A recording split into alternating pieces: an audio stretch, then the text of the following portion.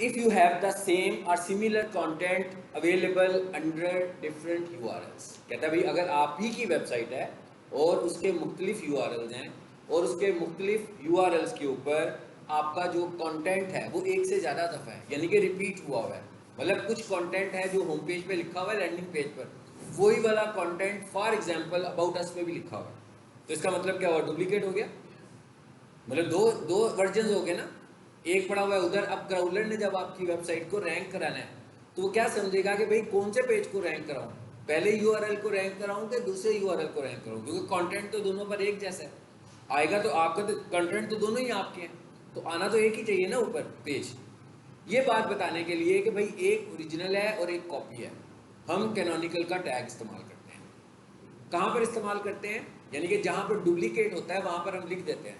जैसे हम किसी को, मैं कोई 5 प्रिंट निकाल के यहाँ पे रख दूँ, ठीक है ना, और एक की बैक साइड पे लिख दूँ ओ, अब मुझे पता लग जाएगा ना भाई इनमें से ओरिजिनल कौन से वाला और कॉपियाँ कौन सी है। जिसकी बैक साइड पे मैंने ओ लिखा हुआ अपनी सहूलियत के लिए वो ओरिजिनल है, बाकी सारी मेरी कॉपीज है। सेम इसी तरीके से अब हम ये कह रहे हैं कि जो हमारा कॉपी कंटेंट होगा, डुप्लीकेट कंटेंट होगा, वहाँ पर जाकर हम कैनोनिकल लगा देंगे। जब हम कैनोनिकल लगाएंगे तो क्राउलर जब उस वेबसाइट के हेडर में आएगा तो उसको जैसे ही कैनोनिकल मिलेगा वो उधर से मूव करेगा और उस पेज पर चला जाएगा जिसका वहाँ पे रेफरेंस लिखा होगा। वो जो रेफरेंस लिखा होगा बेसिकली वो एक्चुअल पेज का रेफरेंस लिखा होगा, तो वो कहाँ पर ले जाएगा उसको? एक्चुअल पेज के ऊपर उसको ले जाएगा। समझ आ गई? ये तो पता लगे कैनोनिकल है। अब कैनोनिकल की दो सूरतें हैं हमारे पास। एक सूरत तो यूनिवर्सल है। वो क्या सूरत है? वो सूरत मैंने आपको प्रीवियस क्लास में भी बताई थी कि भाई जब भी कोई वेबसाइट हम खोलते हैं, जैसे मैं यहाँ पर प्रोफेशनल किचन की वेबसाइट खोल रहा हूँ, हम जब भी कोई वेबसाइट खोलें, मैग्नीफायर ऑन कर देता हूँ ताकि यूआरएल को हम देख सकें। जी, ये यूआरएल आ गया। मैंने ये वेबसाइट खोली है तो मेरी पूरी वेबसाइट का होम पेज ओपन हो गया ना, ये देखें। लेकिन यूआरएल क्या आ रहा है हमारा? Professional kitchen equipment dot DC kitchen dot ORG. यहाँ पर कोई फाइल का नाम तो नहीं आ रहा, ठीक है। अब मैं जरा छोटा करता हूँ, देखिए ये पेज आ गया हमारे सामने। अब ये हमारी वेबसाइट का नाम है। अब क्या हुआ? अब इसके आगे मैंने लगाया यूं और लगाया स्लैश और आगे लगा दिया index.html और फिर एंटर कर दिया। देखें अब क्या हुआ? फाइल फिर खुल गई। आपको लग रहा है कोई चेंज हुई है फाइल में? वही चीज़ है ना। इसका मतलब क्या हुआ कि जो ये मैंने कहा ये तो उसका एक यूनिवर्सल सिनेरियो है कि भाई कोई भी जो वेबसाइट है उसके दो एड्रेस हैं। एक एड्रेस कौन सा होगा? उसकी फाइल, और एक एड्रेस क्या होगा? उसका डोमेन नेम, ठीक है। मतलब एक उसकी फाइल, जैसे मैं यहाँ पे लिखूँ ना dckitchen.org। अब देखिए जरा, अब क्या है? ये वेबसाइट का नाम है, यानी ये डोमेन का नाम आ गया। लेकिन जब मैं इसके आगे लगाऊंगा /index.html तो दो नाम हो गए। यही वो कह रहा है। कहता है कि आपकी जो वेबसाइट है, हर वेबसाइट पे ये है कि आपकी जो वेबसाइट है बेसिकली वो भी दो सूरतों में खुल रही है। एक सूरत क्या है? ऑटोमेटिक खुल जाती है वो वेबसाइट का नाम लिखने से ही। लेकिन असल में वो वेबसाइट का नाम लिखने से खुलती क्यों है? इसलिए कि हमने उस वेबसाइट में अपनी मेन फाइल अपलोड की हुई है। किस नाम से फाइल अपलोड की हुई है? index.html के नाम से। अब देखा जाए तो यहाँ पर भी तो कैनोनिकल का फैक्टर अप्लाई होता है कि भाई चीज़ तो एक ही है, खुल दो तरीकों से रही है। अब क्राउलर फिर कंफ्यूज होगा ना कि इसमें से असल वाली कौन सी है और डुप्लीकेट। अगर हम देखा जाए तो इसमें असल और डुप्लीकेट का तो कोई मसला ही नहीं है, फाइल तो एक ही है, लेकिन दो तरीकों से खुल रही है। कि होस्टिंग ये कहती है कि जब भी आपने किसी वेबसाइट को बनाना होगा तो उसकी जो मेन फाइल होगी उसका नाम आप इंडेक्स रख दीजिएगा, ठीक है। इंडेक्स भी हो सकता है, डिफॉल्ट भी हो सकता है, index.html भी हो सकता है, index.php भी हो सकता है, default.php भी हो सकता है। ये दो तीन नाम हैं जो कोडिंग की वेबसाइट्स के होते हैं। तो अब इसका मतलब हमारी जो वेबसाइट है वो दो तरीकों से खुलती है। एक, वेबसाइट का नाम लिखने से, वो कोई भी नाम XYZ ABC कोई भी नाम होगा, वेबसाइट खुल जाएगी। लेकिन बेसिकली वो खोलेगी क्या? इंडेक्स की फाइल को खोलेगी, तो वो इंडेक्स की फाइल को हर सूरत में। इसका मतलब क्या हुआ कि दो एक ही जगह पर दो मुख्तलिफ तरीकों से जा रहे हैं। तो एक कैनोनिकल तो आपको ये वाला लगाना है, पहला, ये पहला, और ये तो सब पर ही है।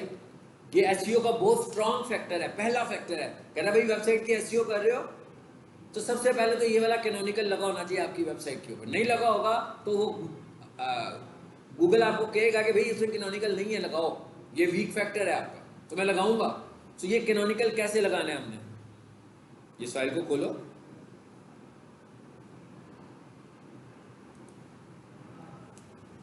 बल्कि इसको खोले पहले ये कोड देख लेते हैं, लेकिन एक्चुअली मैं आपको एक्चुअली दिखाता हूँ। देखें कैसे लगेगा। टैग कौन सा लगाया हमने, पहली बात यह है कि कैनोनिकल कहाँ पे लगेगा, कैनोनिकल हेड में लगेगा। नंबर 2, कैनोनिकल कौन सा फैक्टर है, कैनोनिकल टेक्निकल एसईओ का फैक्टर है, मगर क्योंकि हम इसको वेबसाइट पे टाइप ही कर रहे हैं तो हम कह सकते हैं कि ये ऑन साइट एसईओ का फैक्टर भी है, तो भाई वेबसाइट पे ही तो लिख रहे हैं, तो जो जो चीजें हम वेबसाइट पे लिखते हैं उन्हें हम बोलते हैं ऑन साइट एसईओ। सो मैंने यहां पे लिखा link relation REL stands for relation equals to canonical href, और आगे क्या लिख दिया देखें जरा, वेबसाइट का नाम, बस बात खत्म हो गई। चले अब एक काम करते हैं, ये काम हम जरा प्रैक्टिकल देखते हैं, इसको मैं जरा छोटा कर देता हूं,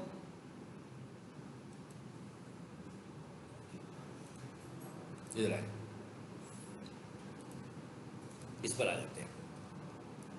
देखें जरा इस पे कैनोनिकल लगा हुआ है कि नहीं लगा हुआ। कोडिंग में जाएं, कंट्रोल U, चलिए जरा मैं जूम बड़ा कर देता हूं ताकि आप कोडिंग इजीली देख सकें। नजर आ रहा है लाइन नंबर 13। अभी मैं वेबसाइट को लाइव दिखा रहा हूं, मैं इसका सोर्स देख रहा हूं, मैं इसका सोर्स यहां से चेंज नहीं कर सकता। ऐसे नहीं है कि कोई भी बंदा किसी की वेबसाइट का कोड देखे और चेंज कर दे, ये सिर्फ देखने की हद तक है। चेंज करने के लिए मेरे पास परमिशंस होंगी तो मैं चेंज कर पाऊंगा, वैसे मैं चेंज नहीं कर पाऊंगा। सो यहाँ पर मैंने क्या लिखा, लिंक रिलेशन इक्वल, वही सब कुछ लिखा हुआ है, और वेबसाइट कौन सी खुली है ये भी देख लो। यूआरएल क्या है,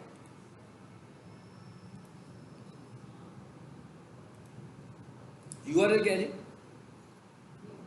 index.html। इसका मतलब क्या हुआ कि मैं कहां पे लगा रहा हूं भाई, उस पर तो नहीं ना लगा सकता मैं, professional kitchen equipment .dc kitchen.org, ये तो कोई फाइल ही नहीं है, फाइल में ही लगाऊंगा ना, तो इसका मतलब है लगाऊंगा क्या, लगाऊंगा वही वाला कि professional kitchen equipment .dc kitchen.org, बस यहां तक। इसका मतलब क्या है, इसका मतलब यह है कि क्राउलर को मैं किताब बता रहा हूं कि भाई जब आप मेरी वेबसाइट को क्राउल करो, यानी index.html को क्राउल करो, तो एक्चुअली आपने किसे क्राउल करना है, professional kitchen equipment .dc kitchen.org को, ठीक है। हालांकि ये दोनों चीजें एक ही हैं, लेकिन टेक्निकली मुझे ये चीजें बतानी पड़ेंगी। चलिए अब आ जाए वापस। इसका मतलब क्या हुआ कि ये कैनोनिकल कैसे लगेगा, सिंपली आपने अपनी वेबसाइट पे भी लगाना होगा। क्या करें, ये तो बड़ा स्टैंडर्ड सा कोड है, क्या ख्याल है, यही है ना, सिर्फ फर्क क्या होगा, फर्क ये होगा कि यहाँ पर HTTPS के आगे जो है आप उस वेबसाइट का नाम लिखोगे जिस वेबसाइट को आप मैनेज कर रहे हो, बस, लेकिन बाकी सब कुछ सेम रहेगा। और मैंने कहा किसी भी वेबसाइट की एसईओ करोगे तो ये लाजमी करना है, किसी भी वेबसाइट की एसईओ करोगे तो ये लाजमी लिखोगे, किस फाइल में, index.html वाली, यानी कि जो आपकी मेन फाइल है, वो इंडेक्स भी हो सकती है, वो डिफॉल्ट भी हो सकती है। लग गया, link relation equals to canonical href, और आगे वेबसाइट का नाम दे दिया, बात खत्म, समझ में आ गई। यानी कि अब हमने कितने एसईओ के फैक्टर्स देख लिए। हमने कहा भाई टाइटल, टाइटल के बाद हमने क्या कहा, मेटा डिस्क्रिप्शन, मेटा डिस्क्रिप्शन के बाद हमने क्या कहा, फेविकॉन, फेविकॉन के बाद हमने कहा एप्पल टच आइकॉन, और एप्पल टच आइकॉन के बाद अब हमने कहा कैनोनिकल। ये 4 फैक्टर्स हमने देखे, और ये सारे फैक्टर अभी तक हेड में लग रहे हैं, ये सारे काम मैंने हेड में किए हैं, इनमें से कोई भी काम पेज की बॉडी में अभी तक नहीं हुआ। ये जितनी भी चीज़ें हमने सेट की हैं ये सारी की सारी हेड पोर्शन में सेट की हैं। जी समझ में आ गया यहाँ तक, ठीक है। इसका मतलब ये है कि इन 4 चीज़ों का टेस्ट भी लिया जा सकता है, इन 4 चीज़ों का इंटरव्यू भी लिया जा सकता है ना, ठीक है। इसको आपने तैयार करके आना है अगली दफ़ा। अब आ जाते हैं जरा आगे, अगला टॉपिक क्या है, अगला टॉपिक है जी हमारा, इधर आए जरा, इसमें रोबोट्स की फाइल पड़ी है, रोबोट्स, व्हाट इज रोबोट्स, पढ़ी है कि नहीं पढ़ी है, कि नहीं पढ़ी, नहीं है, canonical, technical, business card, schema, okay, नहीं तो यहाँ से उठा लेते हैं।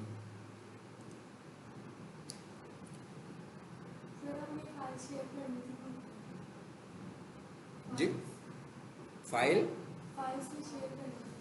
फाइल नहीं खींची मेरे, मैं अभी कर देता हूँ। आज क्लास खत्म होने से पहले शेयर कर दूंगा, ठीक है। यहाँ से खुला हुआ हमारा अकाउंट, चले सर मुझे वो भी भेज दी थी अपनी वेबसाइट एडिटिंग, थोड़ी सी एडिट करने में इसकी बाकी। अच्छा ठीक है। आपका ग्रुप है मेरा ख्याल है PSLM के नाम से है ना, PSLM गर्ल्स और PSLM बॉयज़ है, तो मैं यहाँ पे ऐड कर देता हूँ।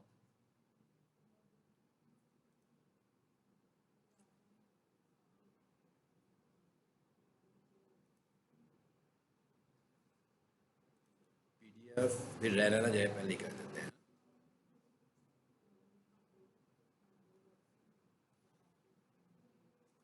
अगर इनमें से कोई फाइल खुलेगी नहीं तो आप लोगों ने मुझे मैसेज करना है, मैंने इकट्ठी सारी भेज रहा हूँ। हाँ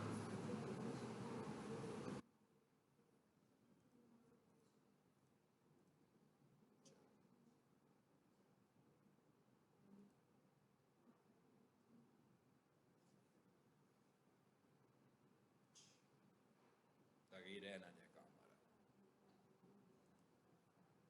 आपका चला गया, और दूसरा कौन सा है? PSLM boys.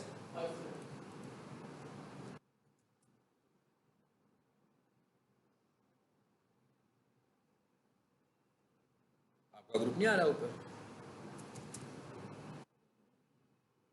कोई बंदा स्टूडेंट करे टेक्स्ट। अच्छा मैं तो PSLM लिख रहा हूँ ना, आ जाना चाहिए। मैं क्या टेक्स्ट करें ऊपर आ जाएगा।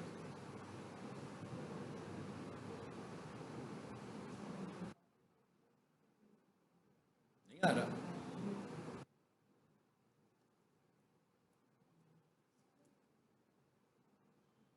अभी भी नहीं आया।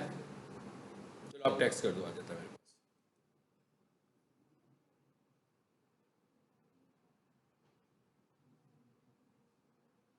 नो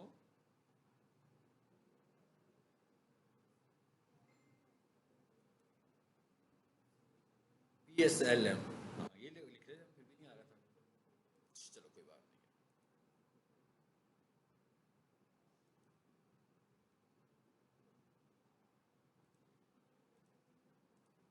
जो वर्ड की फाइल है ये मैं निकाल रहा हूँ, फोल्डर निकाल रहा हूँ। चलो ये फाइल यहाँ पास चली गई हम दोनों के पास।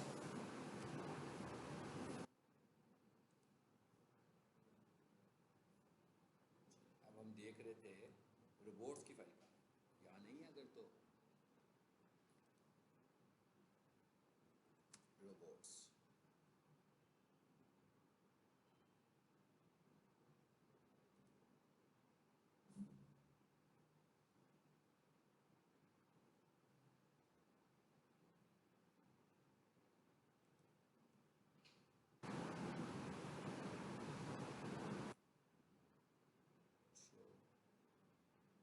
So, 2023 में पढ़ी हुई थी, ये रह गई, ये मैं आपको भी भेज दूंगा, उसमें नहीं है शायद। पढ़ लेते हैं इसको पहले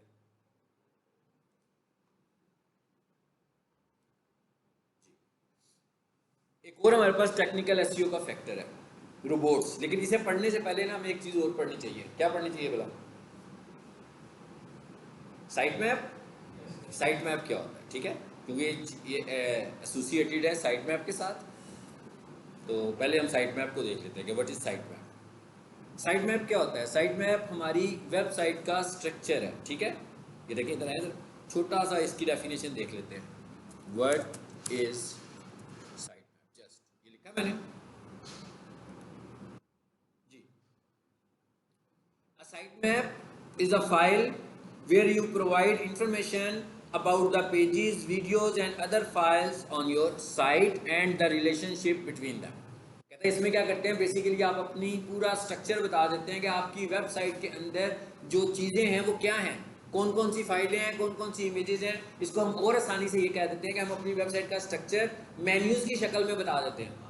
क्योंकि हमारी जो वेबसाइट है उसका जो मेन स्ट्रक्चर होता है वो मेन्यू होता है, टैब बने होते हैं उसमें। होम का टैब होता है, अबाउट अस का टैग होता है, फिर सर्विसेज का टैब होगा, उसमें सब चीज़ें आ रही होंगी, फिर कोर्सेज का टैब होगा, उसमें सब चीज़ें आ रही होगी, एक गैलरी का टैब होगा, उसके अंदर वीडियो गैलरी होगी, फोटो गैलरी होगी। सो ये क्या चीज़ है? ये हमारी वेबसाइट का स्ट्रक्चर है। ये बिल्कुल ऐसे ही है ना जैसे हम कहेंगे भाई कोई किसी बहुत बड़ी बिल्डिंग में चला जाए और उसने मुख्तलिफ लोकेशंस पर जाना हो उस बिल्डिंग में, तो उसके हाथ में अगर मैप होगा तो बहुत आसानी से जा सकता है, और अगर उसके पास मैप नहीं होगा पहुंच तो फिर भी जाएगा, लेकिन उसका टाइम बहुत ज़्यादा उसमें लगेगा। सो अगर हम गूगल के क्राउलर को भी अपनी वेबसाइट का मैप बनाकर दे दें कि भाई ये मेरी वेबसाइट है, तो जो क्राउलर जब जब हमारी वेबसाइट पर आएगा तो उसके लिए आसानी पैदा हो जाएगी हमारी वेबसाइट को स्कैन करने में कि इसमें क्या डाटा है, किस तरह का डाटा है, इस वेबसाइट का स्ट्रक्चर क्या है। सो ये तो हमें पता लग गया भाई साइट मैप क्या होता है। ठीक है, किसी भी फाइल का पूरा मैप है ये, कि फाइल का स्ट्रक्चर कैसा है, यानी फाइल बनी कैसे हुई है। इसका एक चीज़ तो हमें पता लग गई, इसका मतलब क्या हुआ कि ये वाला जो मैप है, साइट मैप, ये जब तक वेबसाइट कंप्लीट नहीं होगी बनाया नहीं जा सकता। ऐसा नहीं है कि मैंने किसी बंदे को वेबसाइट बनाने के लिए दी और उसने 20% वेबसाइट कंप्लीट कर ली और मुझे कहा भाई 20% हो गई है, तो मैं कहा चलो भाई 20% हो गई है, अब मैं अपनी वेबसाइट का साइट मैप बना लेता हूँ। तो इसका मतलब क्या होगा, वो तो 20% का ही साइट मैप बनाएगा, बाकी का 80% जब मैं कंप्लीट करूंगा वो तो साइट मैप में नहीं होगा। इससे एक ये बात भी पता लगी है कि हो सकता है कि आपकी वेबसाइट का साइट मैप शुरू में कंप्लीट ना हो।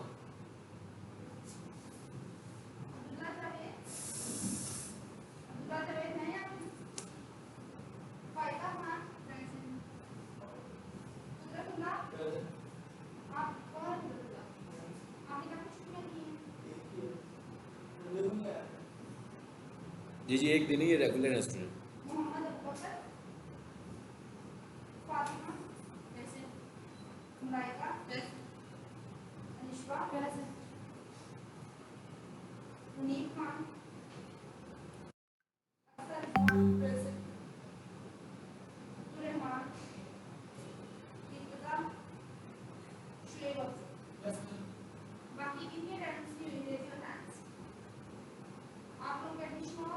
ये शिफ्ट हुए हैं, सुबह से नीचे शिफ्ट हुए हैं, 1 2 और ये 3, इन तीनों का नाम हम इसमें ले लें।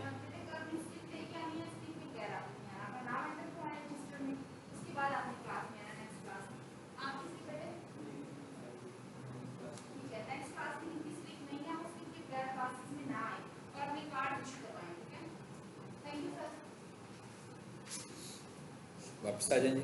अब आपको समझ में आ गया साइट मैप क्या है। इसका मतलब ये हुआ कि फॉर एग्जांपल आने वाले दिनों में कभी हमारी वेबसाइट चेंज हो जाती है, मतलब उसका स्ट्रक्चर चेंज हो जाता है, इट्स मीन मुझे उसका साइट मैप दोबारा बनवाना पड़ेगा, मैं दोबारा साइट मैप बनाऊंगा। अब इसका मतलब अब हम ये समझ लेते हैं कि साइट मैप बनाना कैसे है। क्या इस साइट मैप बनाने के लिए कोई बहुत मुश्किल तरीका है कि इसके लिए क्या हमें वेब डेवलपर की ज़रूरत है कि हम खुद ही साइट मैप बना सकते हैं? भाई हम खुद ही साइट मैप बना सकते हैं, और ऑनलाइन हमारे पास साइट मैप बनाने के बहुत सारे टूल्स हैं। सो मैं यहाँ आता हूँ और यहाँ आकर मैं लिखता हूँ ऑनलाइन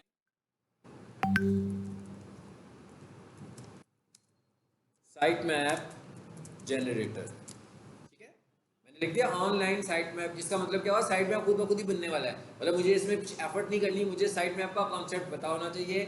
साइट मैप जो है आपकी वेबसाइट का पूरा एक मैप है, स्ट्रक्चर है, जो हम क्राउलर को बताते हैं, और ये टेक्निकल एसईओ का एक बहुत स्ट्रॉन्ग फैक्टर है। ठीक है, ये लिख के हमने एंटर कर दिया। आगे कितनी सारी वेबसाइट्स, पहली वाली वेबसाइट पे क्लिक कर दें, क्या कहता है भाई किस वेबसाइट का साइट मैप बनाना है। आपने जिस वेबसाइट का साइट मैप बनाना होगा यहाँ पर उस वेबसाइट का नाम लगाएंगे, लिखेंगे। आपको याद है मैंने पीछे लेसन जो करवाया था जिसमें हमने सर्च कंसोल बनाया था, सर्च कंसोल में अपनी वेबसाइट अप्रूव कराई थी हमने। तो हमने क्या किया था, सर्च कंसोल का कोड जाकर वेबसाइट पे अपलोड किया था, उसके बाद मैंने उसे वेरीफाई किया था, तो गूगल ने हमें अप्रूव कर दिया था कि भाई ये जो कोड आपने दिया वाकई इसके ऑनरशिप आपके पास मौजूद है। इसका मतलब क्या हुआ कि हम जो साइट मैप बना रहे हैं ये भी तो गूगल को ही सबमिट करना है हम लोगों ने, तो यानी ये भी हम अपनी वेबसाइट पर अपलोड करेंगे। जो हम साइट मैप बनाएंगे ये साइट मैप भी हमें अपनी वेबसाइट पर अपलोड करना है। ठीक है, कैसे करना है, चलो मैं आपको उस जगह पर ले जाता हूँ, अगर मेरी होस्टिंग खुल गई तो मैं वहाँ पर भी बता देता हूँ आपको जाकर। इतनी देर में हम साइट मैप भी बनाते हैं।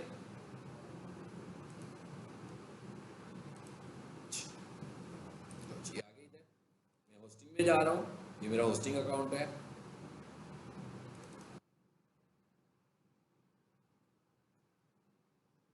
सी पैनल में जाते हैं।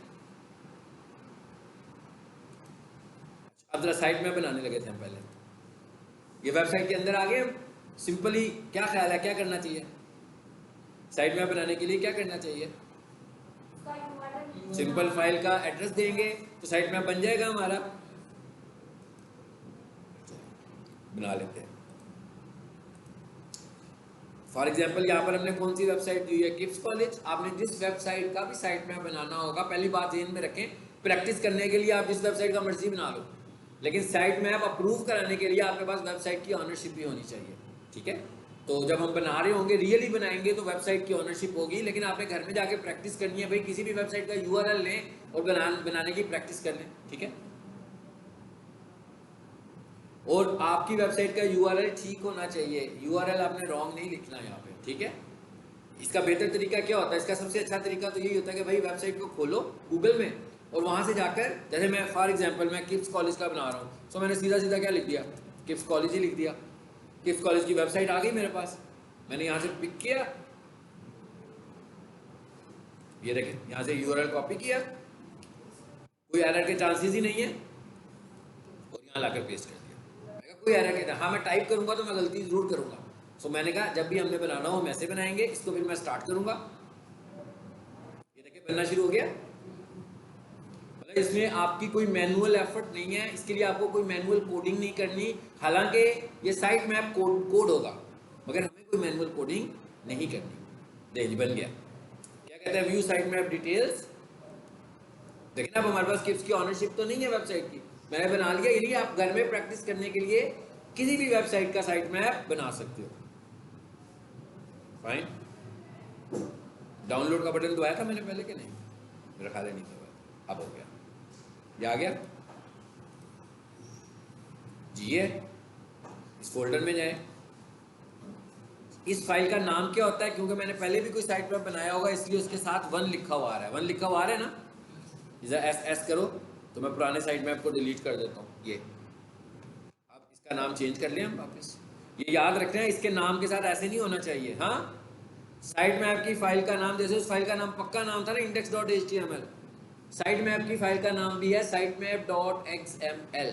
साइट मैप 1 2 3 4 5 ये नाम नहीं है, ये नाम क्यों बन रहा था मेरे पास, अब मैं एक और साइट मैप बनाऊंगा तो 1 आ जाएगा, फिर मैं एक और बनाऊंगा तो 2 आ जाएगा, क्योंकि लोकेशन तो एक ही है ना, वहां पर ऑलरेडी एक पड़ा हुआ है, तो इसलिए आपने इसको उसी जगह पे रखना है जिस वेबसाइट का ये हो, यहाँ से निकाल लो ताकि हर दफा नया साइट मैप जनरेट हो और उस फाइल का नाम भी नया हो।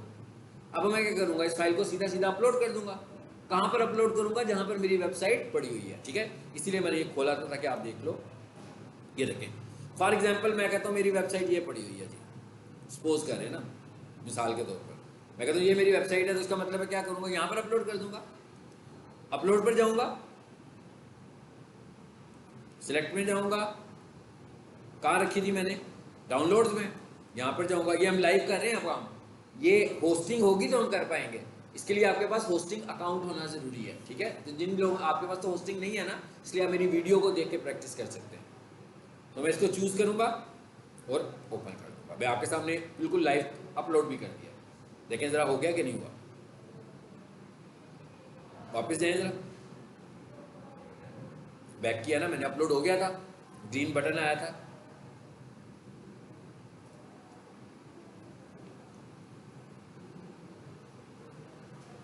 आ गया ना, ठीक है। तो ये मैंने तो प्रैक्टिस के लिए किया था, इसलिए मैं इसको बंद कर देता हूँ, डिलीट। एक काम करते हैं, जरा एक लेवल पीछे जाते हैं और देखते हैं कि यहाँ पर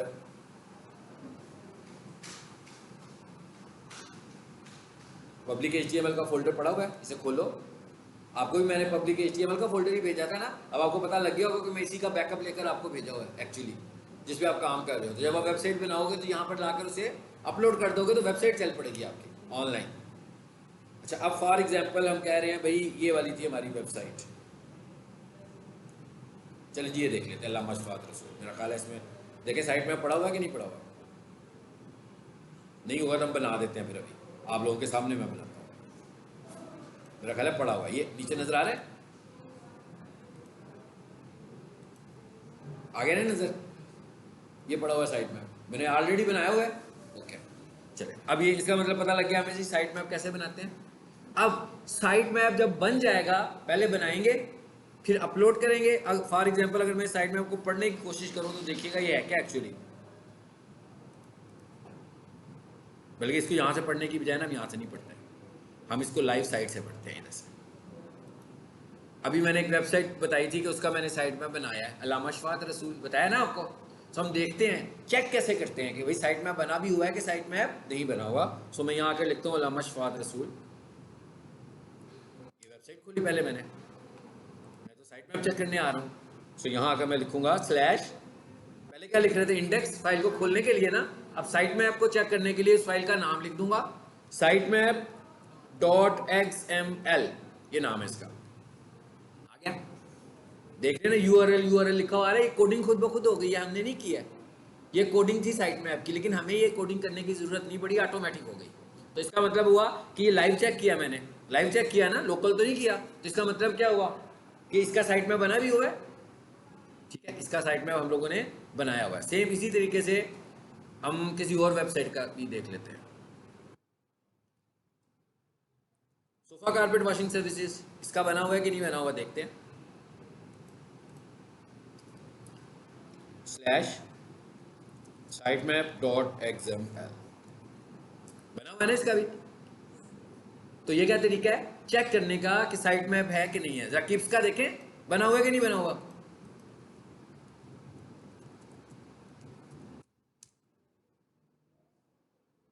नहीं बना, ठीक है, इसका मतलब है इसकी एसईओ नहीं हुई होगी, तो उन्होंने इसका साइट मैप अभी तक नहीं बनाया हुआ। अब इसका मतलब पता लग गया ना मुझे, जब फॉर एग्जांपल मेरे पास किप्स वाले आएंगे एसईओ करवाने के लिए अगर अपनी वेबसाइट की, तो मुझे पता लग जाएगा कि भाई इनका साइट मैप नहीं बना हुआ।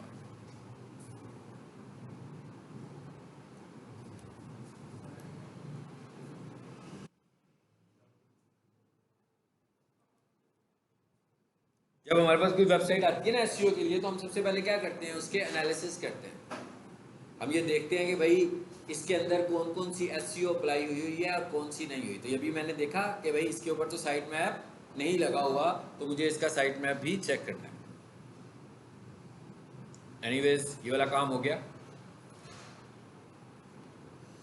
अब क्रिएट करने का भी पता लग गया, टेस्ट करने का भी पता लग गया डायरेक्ट, लेकिन हमने इसको अपने गूगल सर्च कंसोल में भी ऐड करना है, वेरीफाई करवाना है, ठीक है।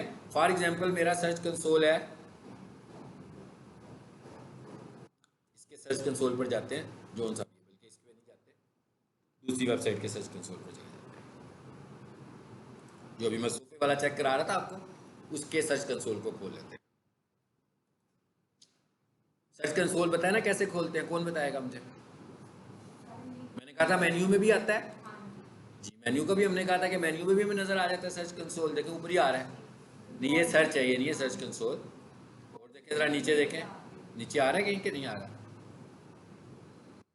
जी, यहाँ तक तो नहीं है, नहीं है। इसका मतलब क्या करें, मोड में जाएं और बिजनेस के अंदर होगा ब्राउज ऑल प्रोडक्ट्स, यहाँ पर बिजनेस का ऑप्शन आएगा, देखें जरा, ये आ गया बिजनेस का ऑप्शन। यहाँ पर जाएं, सर्च कंसोल कहीं लिखा हुआ है, ये आ गया। और अब अगर आपने इसको डायरेक्ट खोलना होगा, तो इसे डायरेक्ट खोलने के लिए हम क्या लिखते होते हैं, search.google.com, ठीक। अब आप देखें ये सर्च कंसोल में आ गए इस वेबसाइट के हम, और यहाँ पर साइट मैप आ रहा है, लिखा हुआ आ रहा है ना ऑप्शन। जब हमने अपना साइट मैप सबमिट करना है, उसके बाद हमने यहाँ पे आना है और यहाँ पर आकर चेक करना है कि भाई सबमिट हुआ कि नहीं हुआ। देखिएगा जरा, उसने तो मुझे कहा कुड नॉट फैच कह रहे ना, फिर मैंने दोबारा लिखा site map dot XML, submit करें जरा इसको।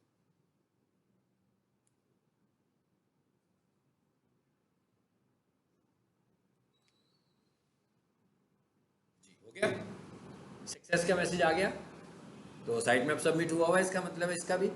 अब पता लगे ना मैं कि साइट में सबमिट हुआ, कहता भाई 6 यूआरएल है इसके अंदर, यहाँ से आकर भी मुझे वेरीफाई करना। अब हमने देख लिया ना कितने सारे फेजेस थे। अब हम चलते हैं अपने अगले टॉपिक पर। अगला टॉपिक क्या है, रोबोट्स। अच्छा, अब रोबोट्स क्या है, अब हम क्या कह रहे हैं, हम ये कह रहे हैं कि भाई गूगल ने हमारी वेबसाइट को क्रॉल करना है और गूगल ने हमारी वेबसाइट को इंडेक्स करना है। सबसे पहला जो हमारा क्राइटेरिया है कि क्या हमारी वेबसाइट क्राउलेबल है, क्या हमारी वेबसाइट इंडेक्सेबल है। तो मैंने कहा सबसे पहला क्राइटेरिया क्या है, बहुत सारे क्राइटेरियाज हैं, मगर उसमें से सबसे पहला क्राइटेरिया क्या है कि क्या हमारी वेबसाइट क्राउलेबल है या क्राउलेबल नहीं है। इसका जो पहला क्राइटेरिया है, सबसे पहला क्राइटेरिया, वो ये है कि आपकी वेबसाइट पर डुप्लीकेट कंटेंट नहीं होना चाहिए, आपकी वेबसाइट पर कोई ब्लैक हैट एसईओ नहीं होनी चाहिए जिससे आप फौरी तौर पर रैंक कर जाए, आपकी वेबसाइट पे कोई वायरस नहीं होना चाहिए, आपकी वेबसाइट पर कोई हैकिंग एक्टिविटी नहीं होनी चाहिए। यानी ये वो सारी चीज़ें हैं जो नहीं होंगी अगर तो आपकी वेबसाइट क्राउल ही नहीं होगी। पहला मरहला है क्राउल होना, ठीक है ना। मिसाल के तौर पर जैसे मैं कहता हूँ आप लोगों की मैंने इवैल्यूएशन करनी है, तो आप लोगों की इवैल्यूएशन करने के लिए मुझे सबसे पहले क्या करना होगा? सबसे पहले तो जो जो लोग उस इवैल्यूएशन में शामिल होंगे, इवैल्यूएशन तो उन्हीं की होगी ना, सबकी तो इवैल्यूएशन नहीं हो सकती। मतलब हर स्टूडेंट की इवैल्यूएशन तो नहीं होगी ना। एक फॉर एग्जांपल एक स्टूडेंट रेगुलर ही नहीं आता, क्लास में नहीं आता, मैं तो उसको शामिल ही नहीं करूंगा। मेरे कुछ बेसिक स्टैंडर्ड्स होंगे, जो लोग उन स्टैंडर्ड्स पर पूरा उतरते होंगे उन्हीं की हम इवैल्यूएशन करेंगे।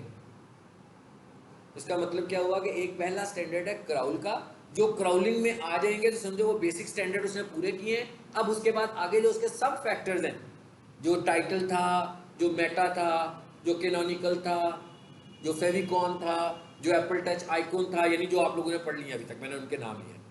फिर वो देखेगा ये कौन ज़्यादा फॉलो कर रहा है। ये चीज़ें कहाँ चेक होंगी? ये इंडेक्सिंग में जाकर चेक होंगी। होता क्या है बेसिकली? क्राउलर, गूगल का क्राउलर। गूगल का क्राउलर क्या है? बेसिकली एआई एप्लीकेशन है।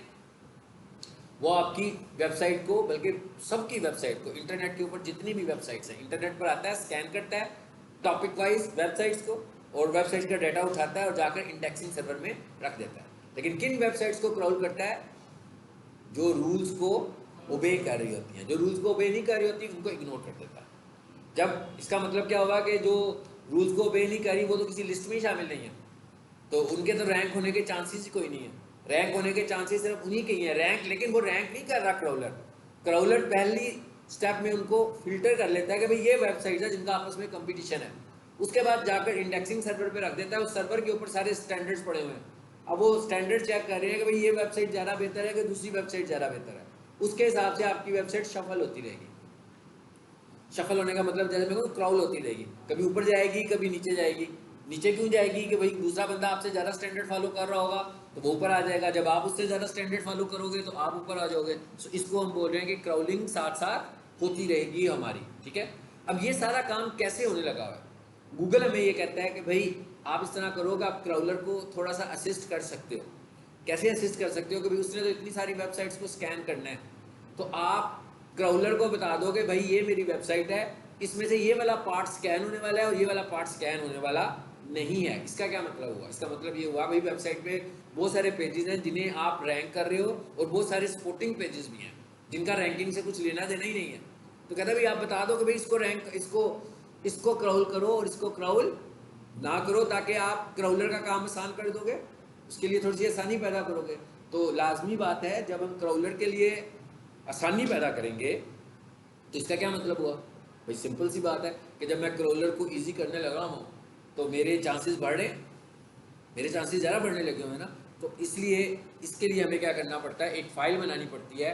देखें अभी हमने जो फाइल बनाई HTML नहीं थी ना, sitemap.xml HTML नहीं थी। अब हम दूसरी फाइल बनाने जा रहे हैं और उस फाइल का नाम है robots.txt, यानी कि ये भी HTML नहीं है।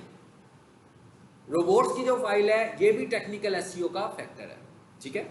अब फाइल बनाना, फाइल को देखना कि बनी हुई है कि नहीं बनी हुई है, टेस्ट करना, और फाइल बनाना और फाइल को लाइव करना, ये तीन चीजें होगी ना, हमारे टॉपिक्स हो गए। तो पहला टॉपिक क्या है कि भाई क्या रोबोट्स की फाइल बनी हुई है कि नहीं बनी हुई है। तो चलिए जी किप्स को ही देखते हैं दोबारा।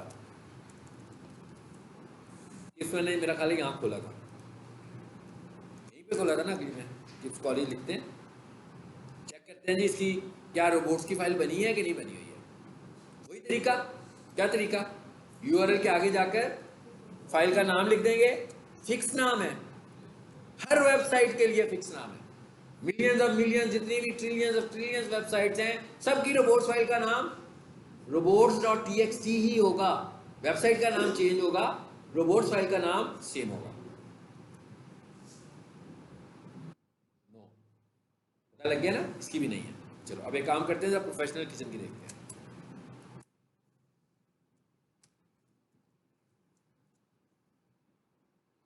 है अच्छा, ये इसको समझना, रोबोट्स को समझना इस फाइल से बड़ा ही आसान है आपके लिए। बेसिकली रोबोट्स की फाइल में हम करते क्या हैं? आपने देख लिया कि टेक्सचुअल फॉर्म में कुछ रूल्स डिफाइन कर रहे हैं टेक्स्ट फॉर्म में, टेक्स्ट फॉर्मेट में।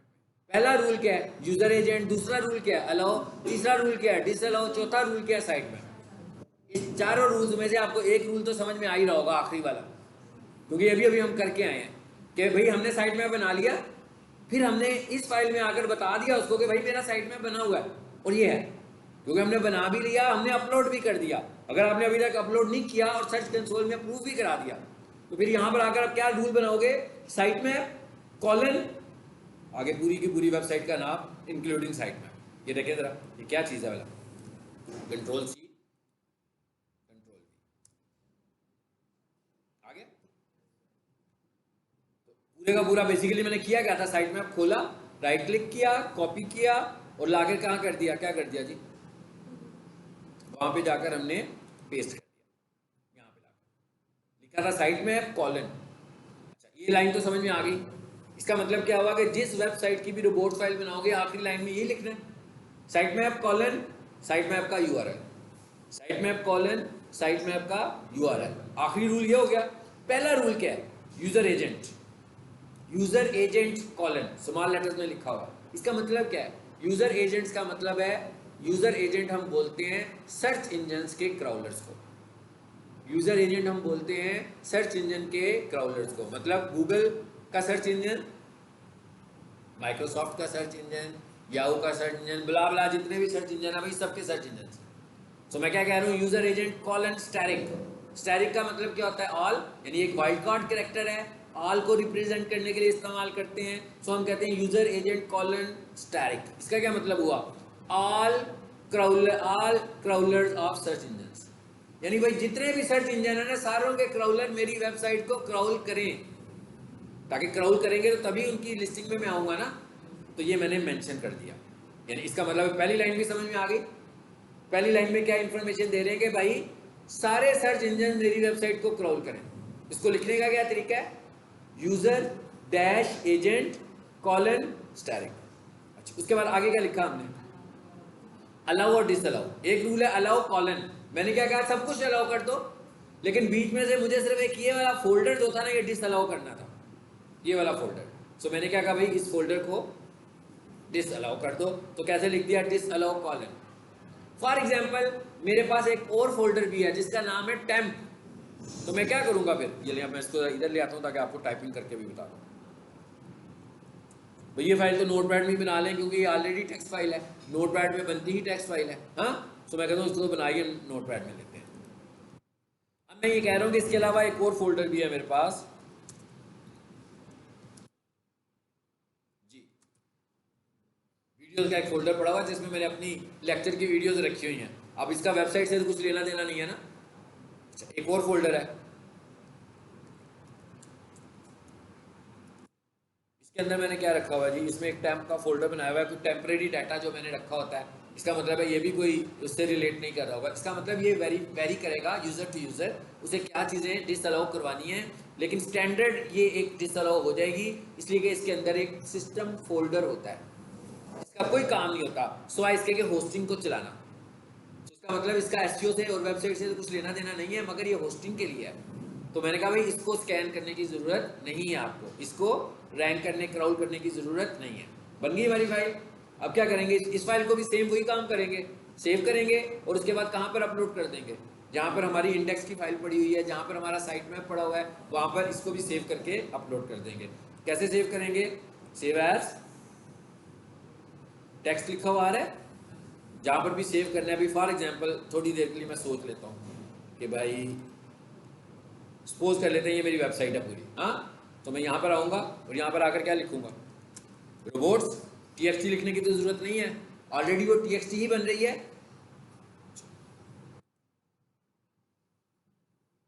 बन गई।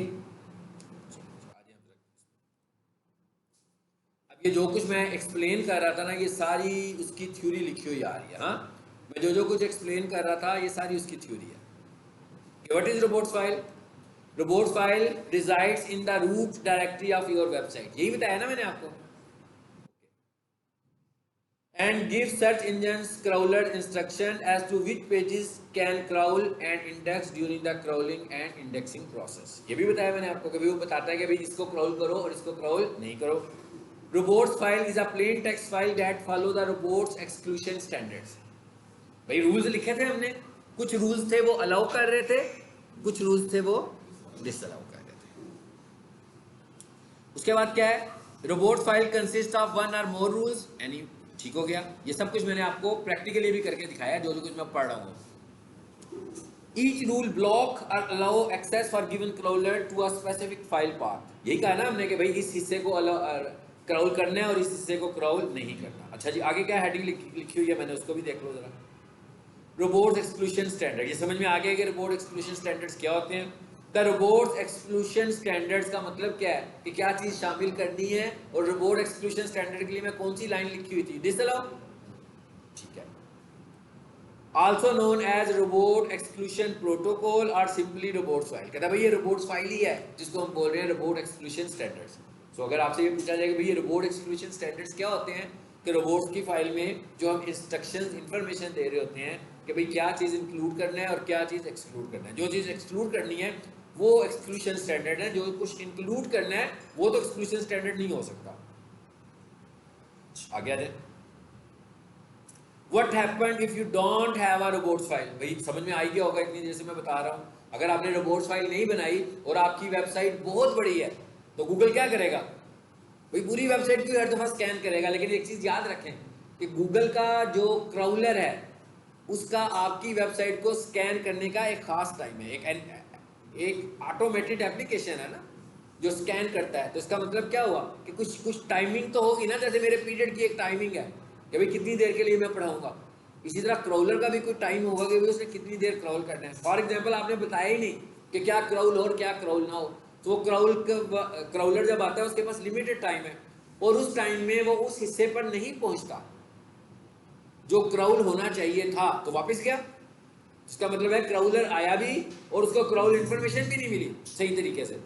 इसलिए हमें मेंशन करना है कि हम क्या क्राउल करना चाहते हैं, यहाँ नहीं। अब आपको पता लग गया होगा कि क्या मतलब है इसका। अच्छा, व्हाट हैपेंड, कहता भाई अगर आपने गलती से कभी किसी अलाउ करने वाली चीज को डिसअलाउ कर दिया तो क्या गूगल आपको कोई मैसेज देगा कि भाई ये क्या कर रहे हो? बिल्कुल नहीं देगा, क्योंकि वो कहेगा भैया आपकी मर्जी है, आप किसको अलाउ कर रहे हो किसको डिसअलाउ कर रहे हो। तो मेरे नज़दीक तो आप जो कह रहे हैं वही ठीक है। तो इसका मतलब अगर मैंने कभी गलती से किसी ऐसी चीज़ को डिसअलाउ कर दिया जो कि एक्चुअली वेबसाइट से रिलेट कर रही थी तो चीज़ें ब्लॉक हो जाएंगी, चेक मुझे मैनुअली करनी पड़ेगी ये चीज़। जी, do you need a report file, है ना भाई। और ये मैंने ये भी बता दिया कि एसईओ का, टेक्निकल एसईओ का फैक्टर है। Why use a robot file, ये भी मैंने बता दिया आपको, भाई क्राउलर की आसानी के लिए यूज कर रहे हैं ना। अच्छा, अब क्या लिखा हुआ है, two important things to know about robot file.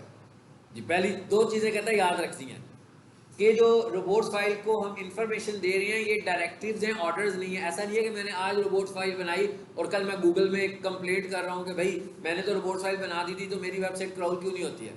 Crawl होने के लिए इसके अपने स्टैंडर्ड है, उसके मुताबिक उसने इसको क्राउल करना है। ठीक है, पहली बात ये याद रखिए। दूसरी बात कहता है कि आपने तो मना कर दिया डिसअलाउ कॉलन, मैंने ये एक लाइन लिखी, देखें मैंने एक ये वाली लाइन लिखी है, क्या लिखी मैंने, डिसअलाउ कॉलन स्लैश और इसके आगे मैंने लिख दिया about us dot html। For example एक एग्जाम्पल दी मैंने, अबाउट अस नहीं लिखा गया भाई, क्या लिखा गया, अबाउट अस। जी, इसका मतलब क्या है, इसका मतलब यह है कि भाई इस फाइल को क्रॉल नहीं करो, यही मतलब है ना इसका। अब इसको तो उसने क्रॉल होने से रोक दिया, लेकिन मेरा जो होम पेज है ना, होम पेज के ऊपर एक लिंक बना हुआ है, जब मैं उस लिंक पे क्लिक करता हूं तो मैं अबाउट अस के पेज पर चला जाता हूं। अब होम पेज तो क्राउल हो रहा है, तो हुआ क्या, एक आदमी आया, उसने उस लिंक को देखा, उस पर क्लिक किया और सीधा मूव करके किस पर चला गया, अबाउट अस के पेज पर चला गया। तो इसका मतलब है कि अब ये भी क्राउल होना शुरू हो गया फिर से। वो कहता है अगर आपने किसी को क्राउलिंग से रोकना होगा तो वो ये नहीं है कि मेन पेज को रोकोगे, आपने उसके लिंक्स भी रिमूव करने होंगे वहां से जहां से वो क्राउल हो रहा है, क्योंकि आपका पेज तो क्राउल नहीं हो रहा, इंडेक्स का पेज तो क्राउल हो रहा है। तो जब इंडेक्स का पेज क्राउल हो रहा है तो वहां पर अगर लिंक पड़ा होगा आपकी URL का, तो वो क्राउल वहां से होना शुरू हो जाएगा। तो इसका मतलब आपको उन लिंक्स को वहां से खत्म करना है। ठीक है, समझ में आ गई ये वाली बात भी? अच्छा, आ जाए और नीचे। ये सारी चीजें आगे मैंने आपको बता दी है। ठीक है, अब आप लोगों ने घर से काम